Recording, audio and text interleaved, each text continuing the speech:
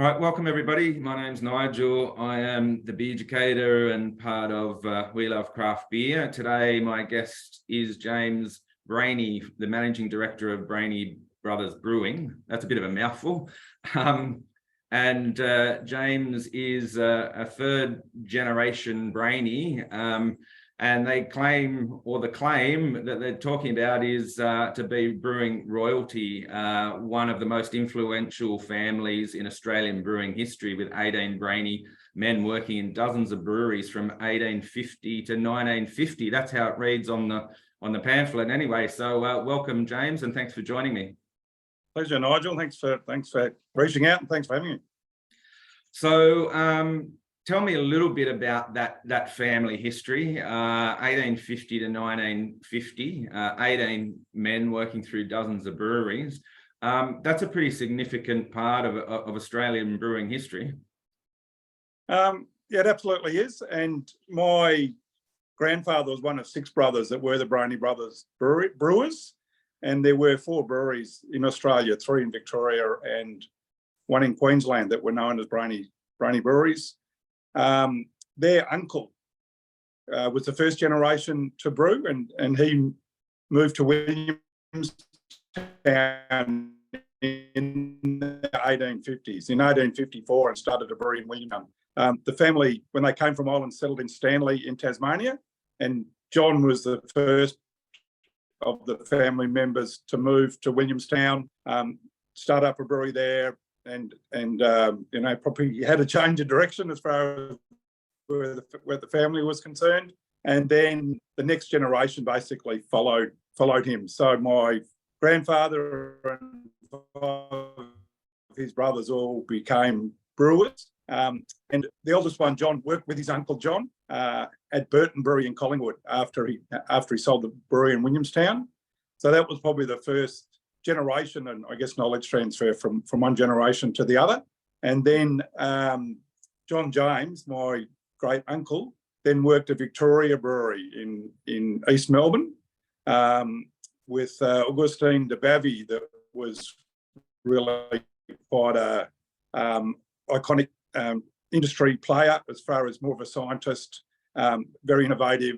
And de Bavie was the one that trained my great uncle, and then trained the rest of the family. So that generation were the ones that became brewers, and then from there started really moving around and not only opening our own family breweries, but worked in many, many breweries throughout Victoria, South Australia, Queensland.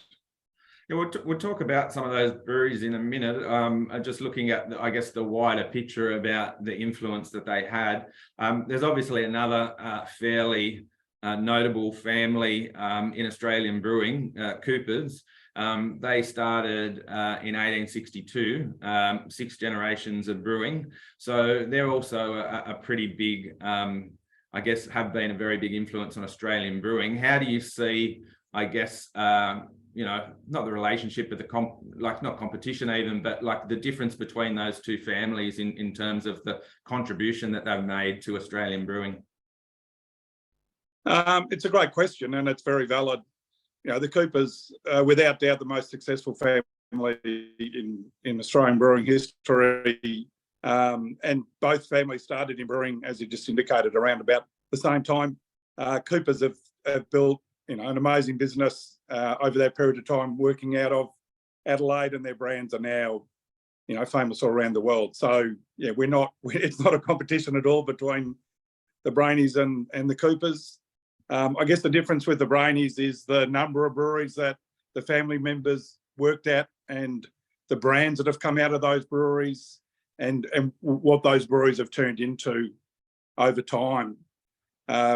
My grandfather started Melbourne Cooperative Brewing Company, which is now CUB's Abbotsford Brewery. He started brands like Melbourne Bitter and Abbott's Lager, Invalid Stout, that have, become quite famous. His brother worked at Kent Brewery, started KB Lager, which became the biggest brand in New South Wales. Yeah.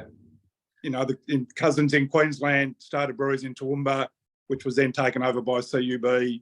Started a brewery in Cairns, taken over by CUB. Was a great northern brewery. Great Northern's now the biggest brand in Australia, and similar examples in Tasmania and SA and WA, that the breweries that the Brehenys worked in were then taken over by, Cascade, West End and Swan. So I guess we say we're influential is the family worked in breweries all around Australia, where they're then taken over by other players, and a number of the brands are still around today. Yeah, it's a pretty impressive run sheet when you run through some of those names. Before we go back too far in history, I just want to sort of fast forward to where we're at today, because essentially, all these breweries and stories are historic. But in 2021, Breheny Bros Brewery sort of, I guess, relaunched. Tell us a little bit about that relaunch, how it came about, who's brewing the beer, and how that sort of that I guess resurgence came about. Yeah, no, sure.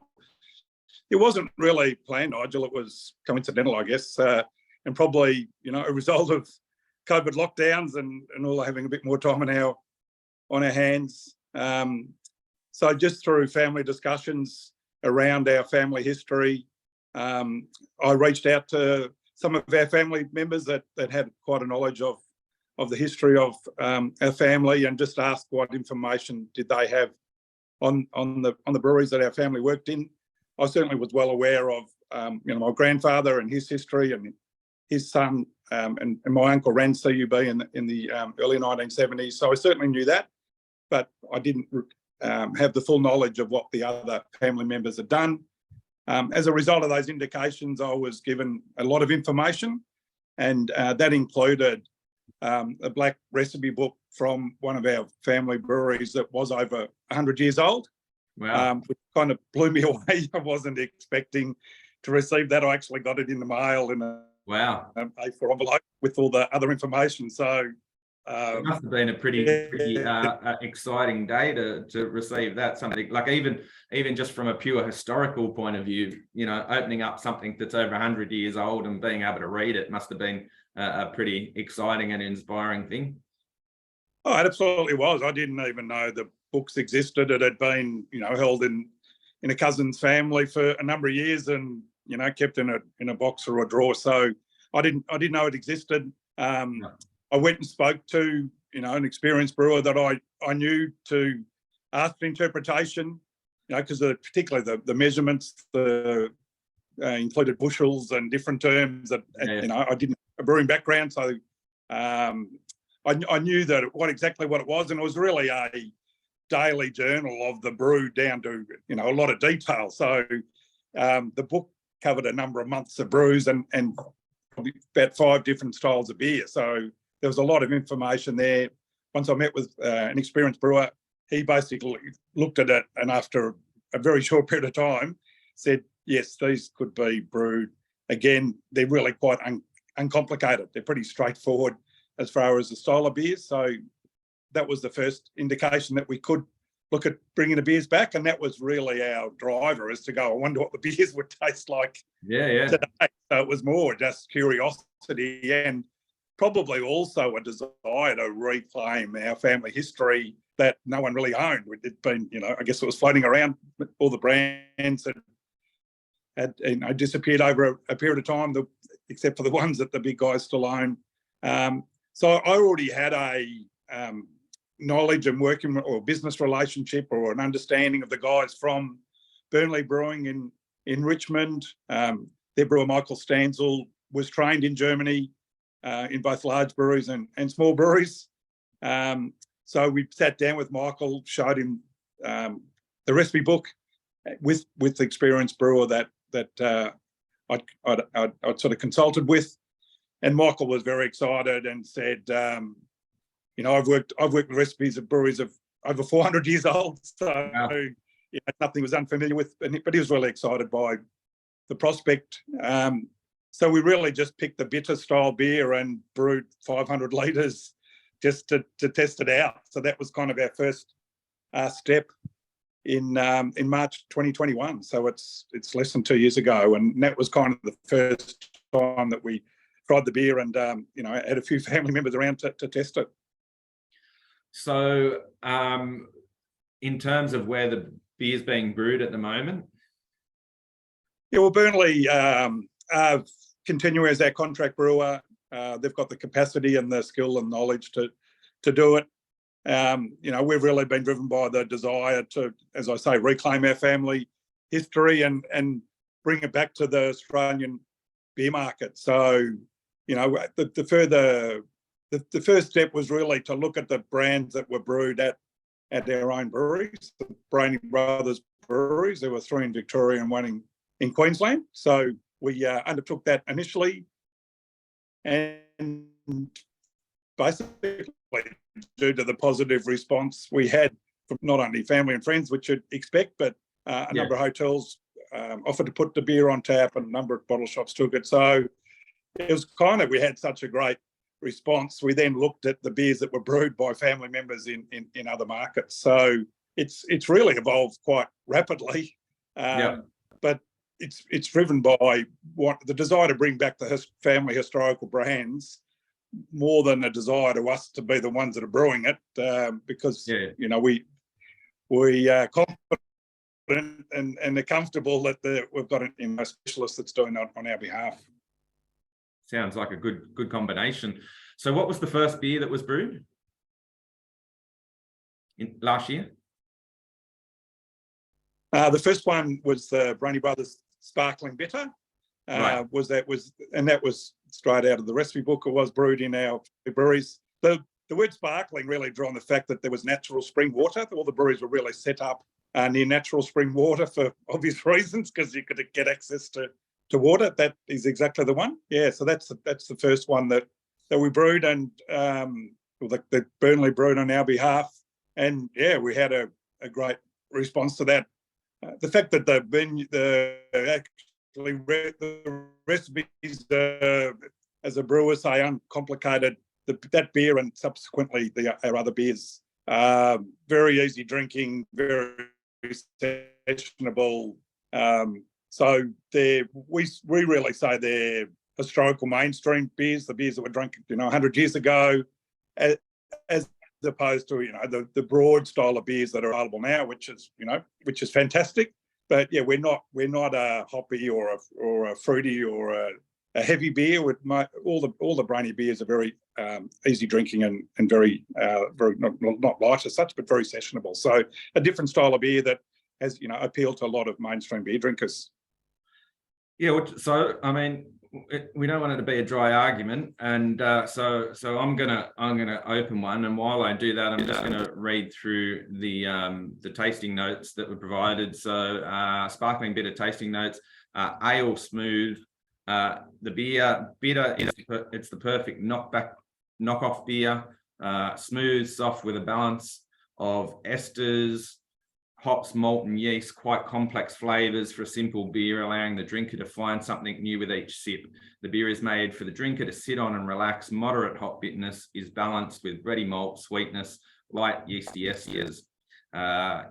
Yeast esters are low, however, most noticeable in sulfur, and a light apple or pear. No diacetyl is present. So it certainly sounds like an easy drinking beer. I'm just pouring this now. This is the first time I've opened it. Pouring it out, nice clear beer, which I'm a big fan of. Nice little creamy head there, which is good. And sparkling bitter, I wonder how close or whether it's the same made in the same sort of context as Cooper's sparkling, because the one thing about that beer in particular is it's actually the only style of Australian beer that's recognised by international guidelines like the BJCP, Australian Sparkling Ale. It's the only Australian style of beer recognised in those guidelines. Well, it is not the same style, the same type of beer as Cooper Sparkling. As I say, and the sparkling really referred to the fact that it was natural spring waters next to the brewery. So it's not the cloudy style of beer that Cooper Sparkling is, and by no means do we see that the two are going side by side, as you're hopefully finding out Nigel, it's a very easy, it's a clear beer. It's a very easy drinking beer. Totally different to Cooper Sparkling, and by no means are we trying to take the Cooper's guys on head on. Fair enough. And it does. So this one was brewed originally between 1891 and 1912 through Sale, Bendigo, and Warriner, is it, in Victoria? Yeah, Warren Heap. So yeah, they were the three Breheny breweries in Victoria, and that's really from the first one that started in Warren Heap in the late 1800s. And the one at Sale ran through until the 1920s and still stayed there for some time afterwards.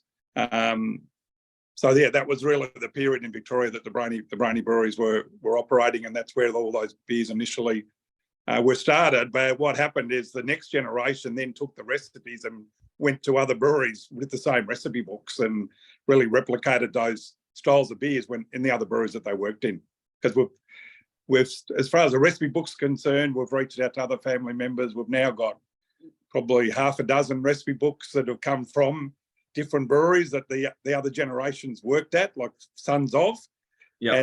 And we can see that the recipes are the same, basically. So the skills and the beer styles that were adapted in the family breweries were replicated in the other breweries that the family members worked at. You know, one of the family members went from Michael Breheny, son of Michael, my great uncle, went from the brewery in Hobart to Perth, and one of his son gave me a book that had Hobart in the front cover because his dad had taken it from Hobart to Perth. So we've got clear evidence that the book's travelled. And so just coming to the breweries, I mean, they worked in a number of breweries, but I guess the significant ones that people would be aware of are ones like Abbotsford and Geelong. Those ones both ended up being CUB-owned breweries, but they played fairly significant roles in both of those. Yeah, the Vollen Brewery then became Geelong Brewery and was taken over by Ballarat, and then Ballarat Brewery was taken over by CUB, and that brewery really operated through to the 1960s, 1970s, and as did Ballarat Brewery and Ballarat. So, you know, CUB ran a number of breweries in Victoria and, you know, slowly sort of consolidated and closed them down from the 1970s onwards. So, yeah, Abbotsford is still the biggest brewery in Australia, and, you know, it's clearly operating today. My grandfather, you know, not only started the brewery, he bought the land off the farmer, and you know, it was involved in building the brewery and commissioning the brewery. So he was there literally from day one. It was called Melbourne Cooperative, so it was a co-op of publicans. There was half a dozen publicans that started their own brewery, which was a trend of the day, and there were other breweries our family worked in were also co-ops. So yeah, he really started the brewery from scratch, and continued to work there after CUB took over Melbourne Cooperative in the 1930s. So in the other ones, yeah, it's the same point. The family started a brewery in Cairns, which was CUB took that over. It was the Great Northern Brewery, and, you know, Great Northern has origins for that brand come from North Queensland, and our family again started that brewery. So yeah, there's certainly some big names. It's a pretty amazing. John Jones.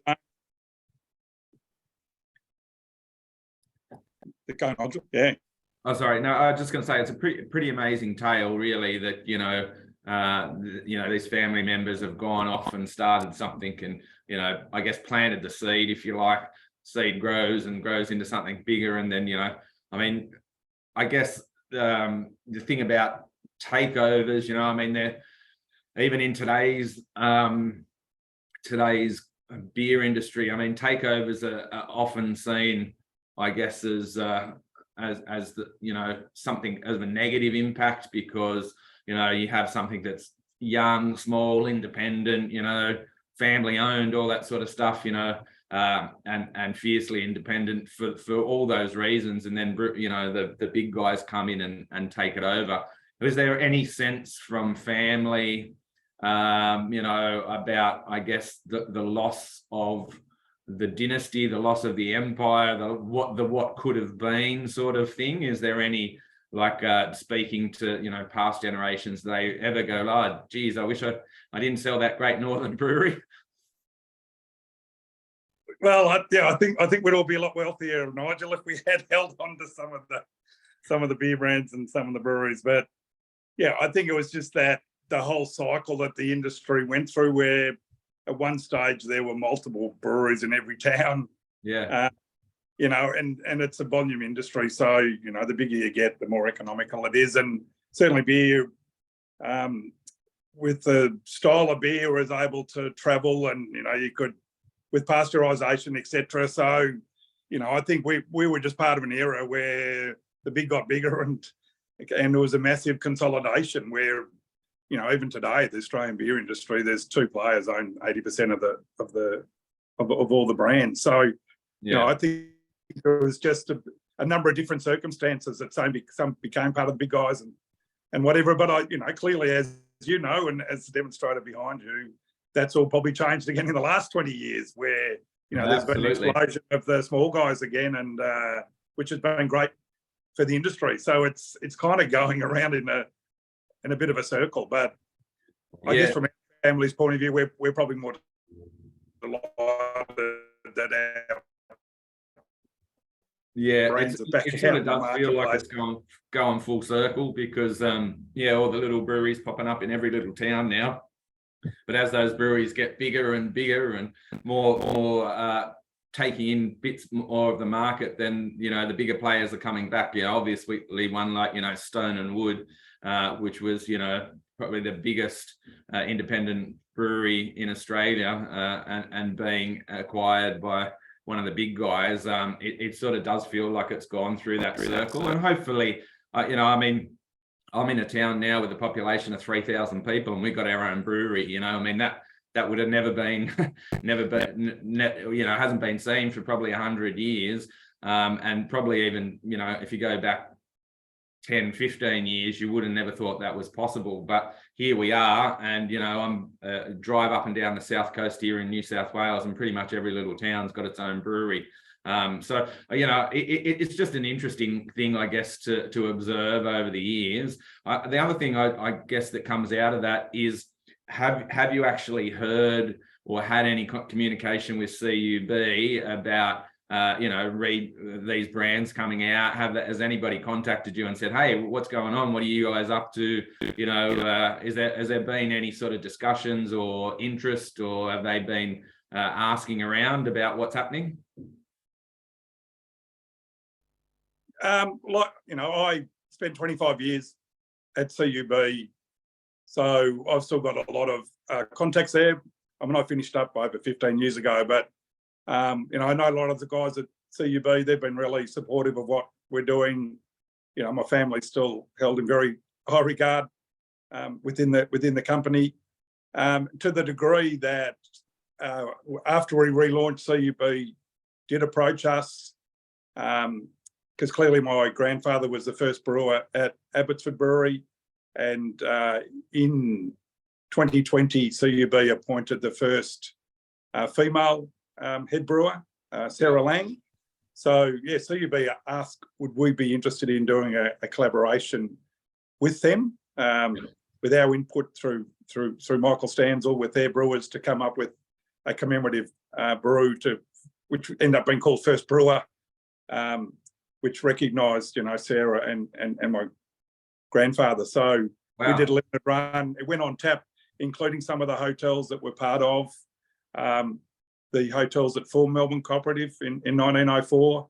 One of those was Young and Jackson's, because Mr. Young was one of the initial board members of Melbourne Cooperative. So yeah, we actually had the first brewer on tap at Young and Jackson's in Melbourne. So, you know, we're CUB have been really supportive, and, you know, the reality is we're a family business. We couldn't be happier that we've brought back our brands, but our volume is still very, very small. So we see you be out looking over their shoulder where wrote about us, but and I think it's also just a reflection of probably the interest in brewing history. I think the other beer brands that are sort of making a comeback as well. So I think the same as the explosion of smaller brewers has brought a broad range of beer styles has been good for the industry. I think bringing back some of the historical beer brands has got a lot of interest. So the guys have been good. Seems like a couple of the big guys are digging into the vault as well and pulling out some of their historical brands as well. It's been interesting to see a revival in some of those things. Particularly Resh's has been a really popular one, and there's a group, I don't know whether you're familiar with them, like an online group that sort of advocated for the bringing back Resh's, and they've even been involved in getting back the Resh's DA, the dinner ale, and not only that, you see a lot of, I guess, even newer brands, I guess, using branding from maybe 100, 150 years ago and that sort of thing as well, just to I guess evoke that sort of memory. You mentioned KB Lager before. I can remember probably being like, I don't know, 14, maybe 15, going to a neighbour's barbecue. They're all standing around, having beers, and one of the older guys slipping me a can of KB, and tasting that and thinking, my God, that is the most horrid thing I'd ever tasted in my life, because it was so bitter, and like your taste buds at that young age, it's all about sweetness. And I thought, how could anybody possibly like anything that was that bitter? I obviously come to like beer, but my first impressions of beer weren't that favourable. And I still remember, like the KB Lager thing I remember about that was, it was one of the few cans that was made in steel, and you couldn't crush it, like all the other aluminium ones, you'd crush it, and you'd try and crush the KB one and basically break your arm or break your hand trying to crush it. So, but I grew up, my sort of formative years in the late 80s and 90s, and drank a lot of those sort of, I guess, that Resh's was, I grew up in New South Wales, so Resh's was one of the things we drank on tap, and Tui's new. But I like the styling of the beer as well. So I guess, there's being a little bit older than some of the people that are into the beer industry at the moment. I really like the older styling and some of the more traditional types of beers as well. Well, interesting thing is KB did become the biggest brand in New South Wales. Cold Gold was iconic, and all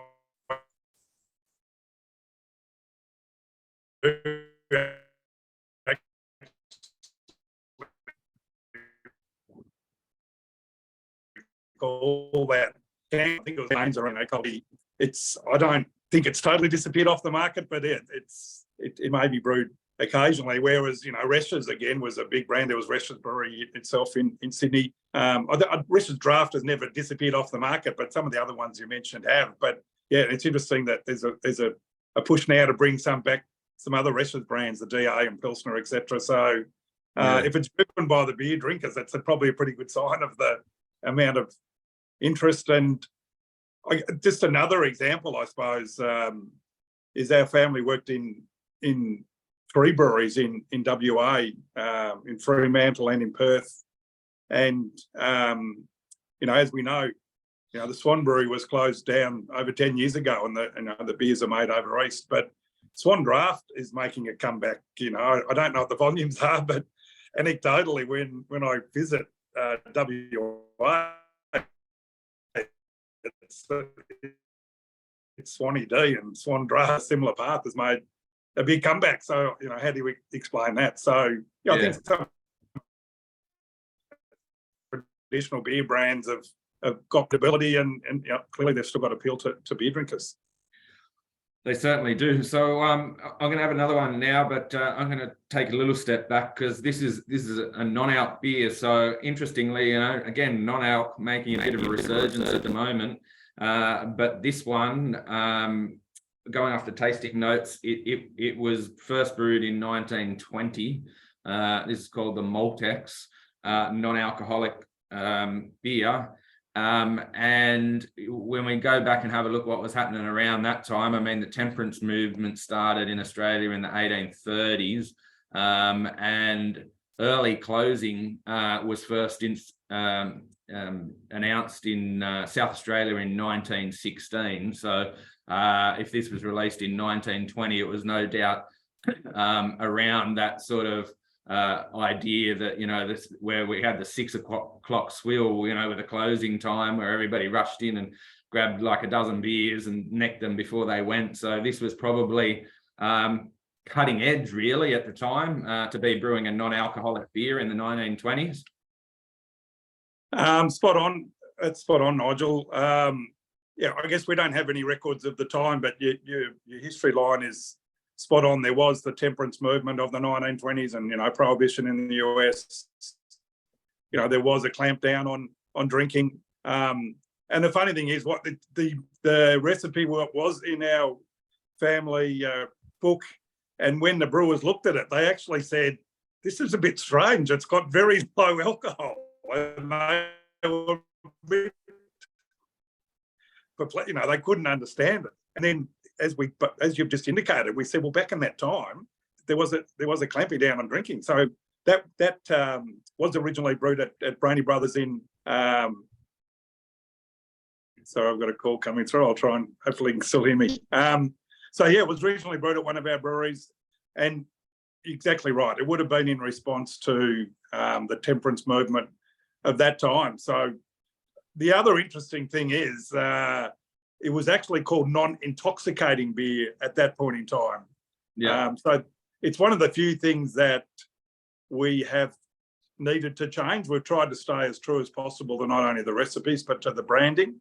But we've changed it to non-alcoholic to be compliant with today's regulations. So we much preferred the term non-intoxicating. We thought it was a reflection of that language of the time, and probably a better reflection of the benefit of the beer. Well, interestingly, it's actually like on the can, it's 0.5%. So I'm not sure what constitutes non-alcoholic these days. Is it under 1%? I think 0.5 and under, I understand. So okay. Certainly the big guys can get it down to zero because of their brewing technology and the size of their breweries. Most of the smaller players will be at 0.5, which is considered still to be within that brand. So anything under 0.5 is still non-alc. And again, this was the measures in the book, and I won't quote the numbers in case I get them wrong, but yeah, the measure was a gravity measure. So in the books, it's a gravity measure. And this was about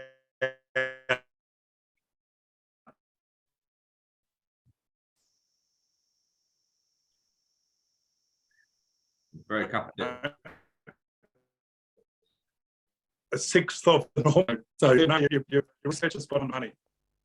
Yeah. I'll just read the tasting notes. Not intoxicating, sensible, reason, traveller, able. The beer, non-alcoholic beer, is perfect for those summer evenings, long lunches and barbecues with friends and family. The beer has the benefit of being able to be drunk all day and night without the need to worry about whether or not you need to drive. Refreshing with a herbal, earthy aroma and bitterness, which is well balanced, and subtle malt sweetness. Yeast aroma flavour is neutral, gives no esters and no diacetyl. The drinkability of this beer must be high. As light and bright as possible without fermentation. Important that this beer represents a firm foam, which it does. With these, also it just says tasting notes: sweet, warty backbone, neutral yeast presence, herbal, earthy hop aromas, and low bitterness and full body. Interestingly, when the first sniff I got of that was like, oh yeah, that's like a brew day. That wort, that you know, when it's gone into the mash, and you can smell all the malts and everything and the grains is all being mashed down, and you walk into a brewery and you get that real beautiful, malty wort. That's what it smells like, which is fantastic, because who doesn't love walking into a brewery on brew day? Exactly. Yeah. But you know, I haven't, at this point, we've been having a good conversation about the history and stuff, but you know, just coming back to the beer. So the first beer, the sparkling bitter, I mean, it was basically just what it said. It was a really nice, easy, drinkable beer. And this one, probably even more so that I guess I'm getting a little bit of nostalgia here with the wort smell, which is like, I love malt. You know, obviously it takes malt and hops to make beer, but I'm you know, if I've got an option, I'd prefer a malty beer. And just the smell of this just takes me into a brewery and feel like I'm walking around and you know, on brew day, and it's just like you know, if I can imagine if I was back in the 1920s and drinking this at, you know, 5 or 6 o'clock before early closing, I'd be happy to neck a few of these.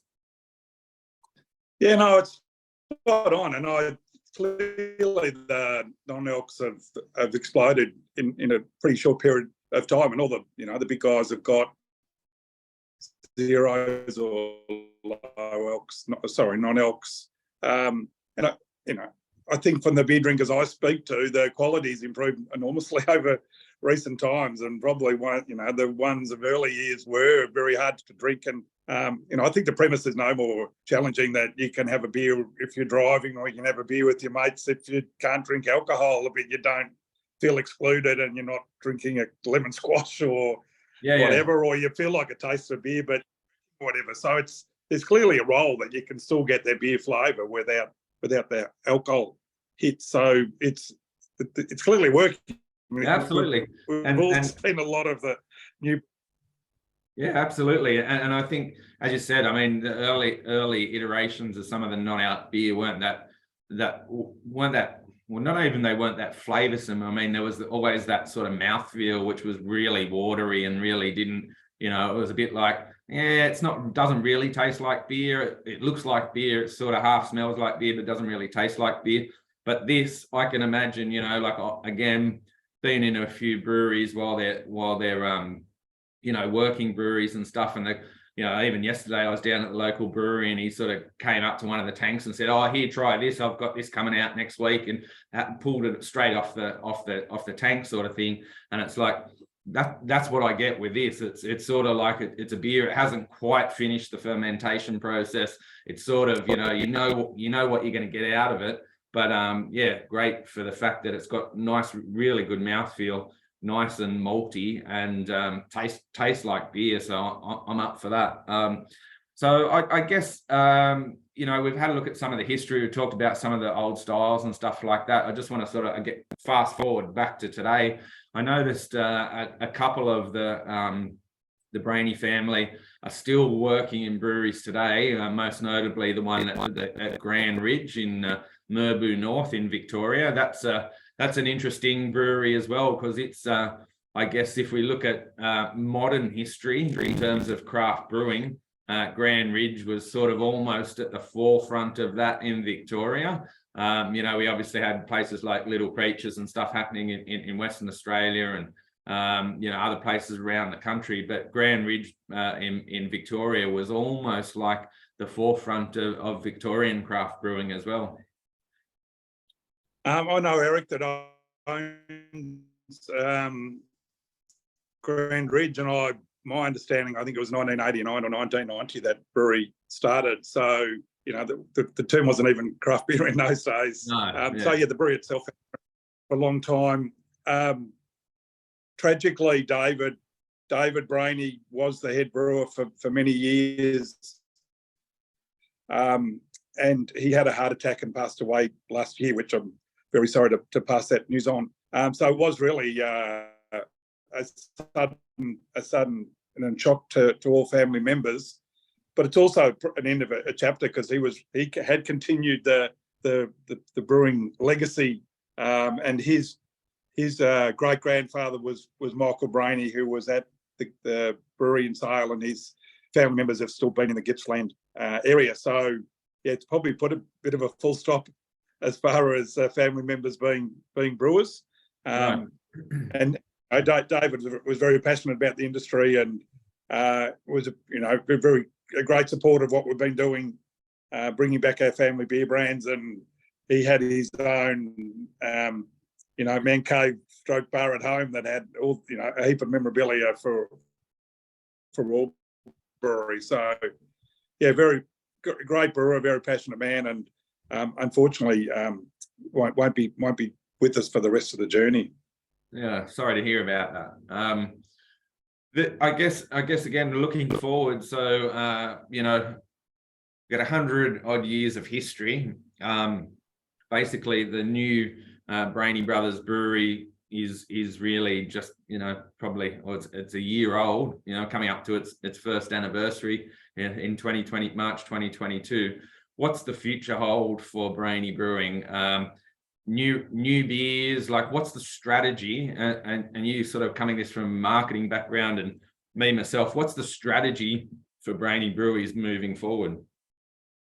Yeah, it's a great question, and in some ways it's simple, and otherwise it's a bit more complicated. We have been all about restoring our family beer history. There was a number of beer brands that were at the breweries that our family members worked at. So we've launched brands in Tasmania and South Australia and Western Australia last year. I can give you a bit of a scoop, Nigel. Well, I'm in Narrandera, believe it or not, at the moment. Right. And Michael Breheny worked at a brewery here, Lincoln's Brewery, before he went to Western Australia. And we've got an event here this weekend. So we've got these brands that were originally brewed in Narrandera, the Pale Ale and the Stout. Right. So we'll be exposing those to the beer drinkers in Narrandera over the next few days. Awesome.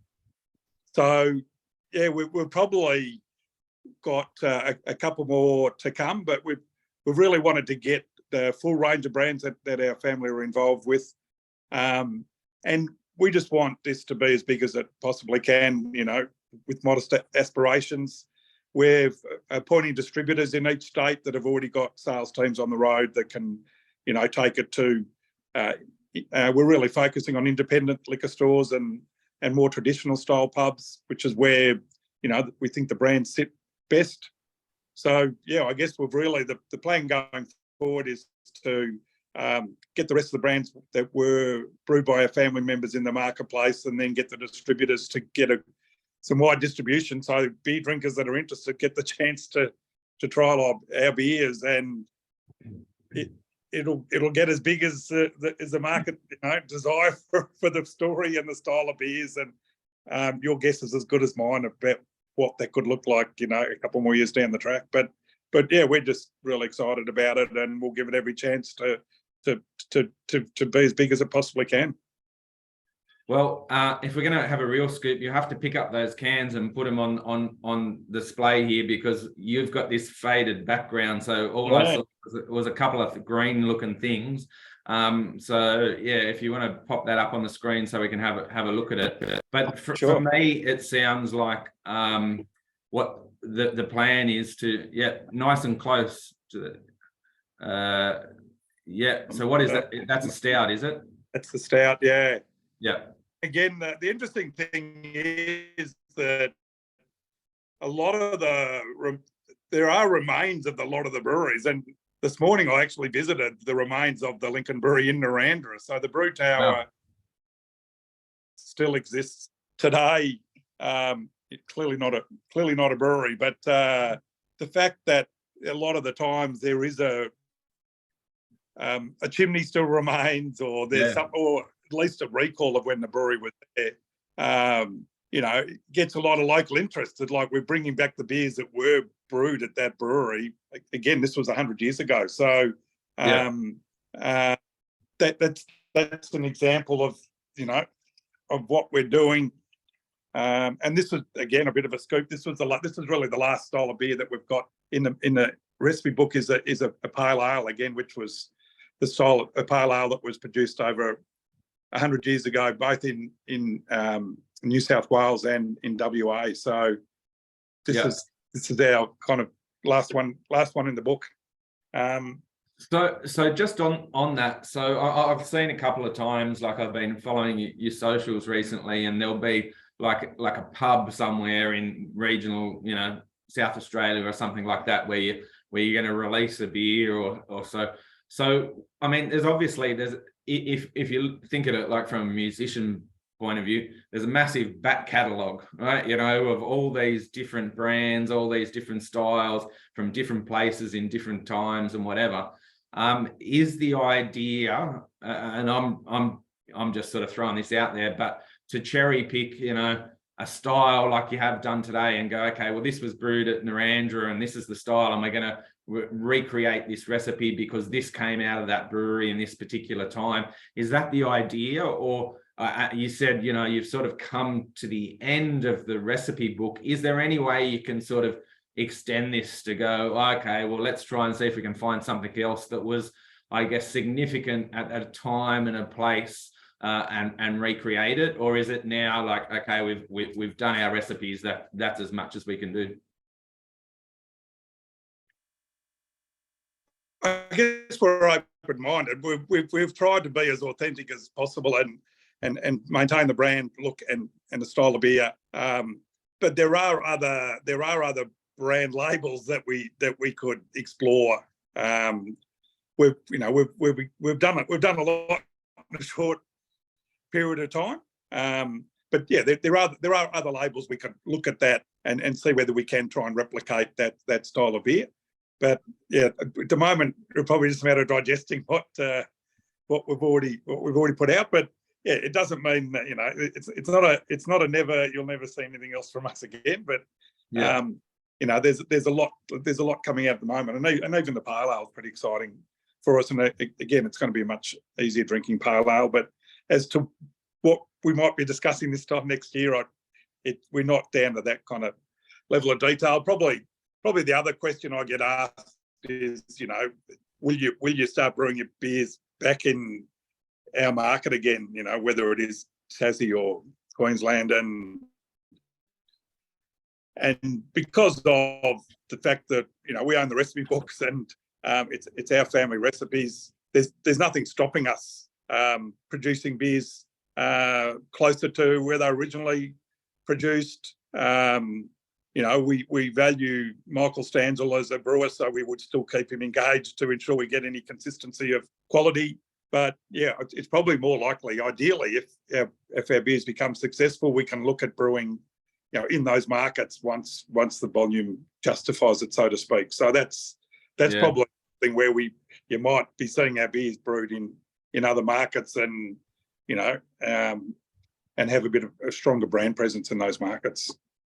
Yeah, that would be certainly, I guess it would build on the story even further, to be able to, like you say, if you're at a place like Narrandera and there's the remnants of a chimney or something, but if you could, reclaim the land or go back to the spot where it started and, and start something up, to manufacture again, I totally get that's a pipe dream, and there's a lot of costs and a lot of things that have to be involved to make those sort of things happen. But, that would be an amazing recreation of history, I guess, and bringing, new life, not just to the brand and the beer, but to the process of manufacturing as well. So that could be really exciting to follow. Just one last thing before we wrap things up. So in terms of the distribution, you said you've got a couple of distributors in different states and things like that. So if people are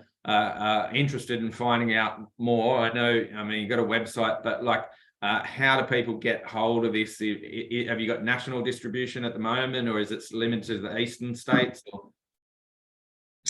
The easiest way for anybody is we do work hard on keeping our stockists up to date on our website, which is brehenybros.com. And the distributors give us the new stockists and we upload them. So that's kind of the point of reference that's the most accurate.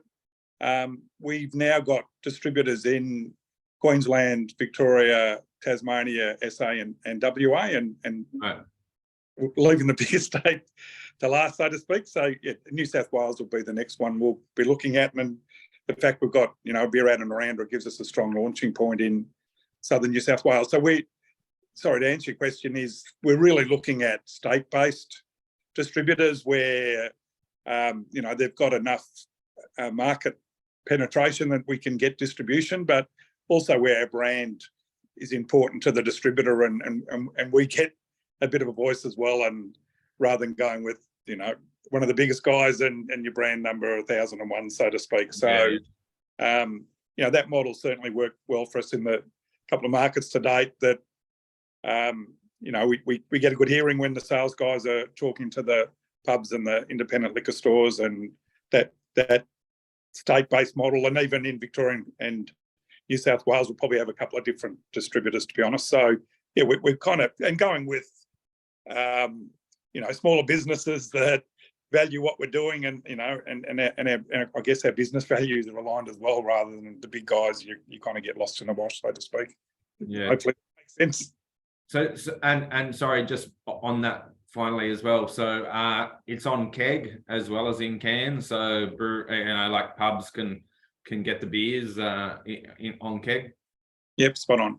Yeah, we do 50-litre kegs, and we do the 355 ml cans. The taps are very hard to get in pubs because it's pretty competitive from the big guys. Buy a lot of the taps. So we are on tap in every market. But yeah, our cans are more widely distributed because I guess it's always easier to get a couple of slabs into a bottle shop than to get a tap in a pub. So yeah, no, kegs and cans, Nigel. Yes. Perfect. All right, mate. Well, I think that might be a good place to wrap it up. I really appreciate your time today. It's a fascinating story. For me, the history of beer is almost as exciting as the beer itself sometimes. Understanding the stories, knowing where it came from, who's involved in it, to me, that all paints a picture of what to expect when you taste the beer. And I think, for me, with both those beers, I could be accused of being nostalgic or believing the marketing, but again, when I grabbed that Maltex at non-alc beer and I put my nose in it, and I'm like, the first thing is that transports me to a brewery on brew day, which is fantastic because I love being around brewing. But the second thing is it also made me sort of feel that, I guess, connection with that 6 o'clock swill, that it's temperance time, you can't have too much, so you're gonna all run in there and get your beer, and thinking like, I can imagine standing in a pub, 5:30, 6 o'clock, and drinking one of these beers and being kicked out onto the street. And for me, beer it's an emotive thing. All those bottles on the wall behind me. My wife says to me, why don't you chuck them out? They're only bottles. It's like, no, for me, they're photographs, they're memories, they're points in time that I can remember drinking that beer, how it made me feel at the time, where I was, all that sort of stuff. And the great thing about the beers that you're producing here is it's not just marketing hype. It's not just, saying, we want to be nostalgic. These are 100-year-old recipes being brewed with, and being brought back to life. And the connection between those two things I've found have been, it's hit the nail on the head, because I feel like when I'm drinking that beer, I feel like I'm part of that history, which, for me, that's what beer's about, not just, necking a few at a barbecue. It's like, how do I feel when I'm drinking this beer? And particularly this one, although I did like the sparkling, but this one here particularly made me feel like I was part of that brewing history. So from that point of view, I think you've done an amazing job. It's an incredible story, and I look forward to following it over the years ahead. No, that's great, and thanks, Nigel, and thanks for your enthusiasm. And I think you're right, that whole notion of this was the beer that people were drinking 100 years ago does bring a different experience to it. And even that was really the overwhelming thing we experienced. My cousin and I, Justin, that is my business partner, we were the first ones to try the sparkling bitter. when it was brewed, and we had the same, oh my God, this is the beer that, our grandfather was drinking 100 years ago. It's quite a surreal. Yeah. So, and at the end of the day, the story's great and the branding's great, but, I guess I'm proud that clearly my grandfather and his brothers and their sons could all brew beer, because if the beer wasn't a good standard and you didn't enjoy drinking it, we would be having this conversation. So well, we might be having the conversation, but we wouldn't be having it with the same veracity, So like, again, it's like you both of you and I work in marketing, and you can tell a story, but if it's not authentic, it doesn't cut through. So I just have to say, it's not only a great story, but there's a great connection between the story and the beer as well. So congratulations to you and all the team. And like I said, I look forward to following more of this in the years ahead. That's great. And we're a family business, so we're on socials. I answer any messages on socials. I answer any emails we get. So if anyone that's watching this or wants to talk to me, I'm easy to find, and I love having those chats to people, and I get some great questions. So I'm very accessible, and I'm the family member. So if anyone wants to continue this offline, I'd love to do so. And thanks so much. I wasn't sure how this would go, but I appreciate it. My pleasure, mate. My pleasure. Thanks for being part of it. Cheers.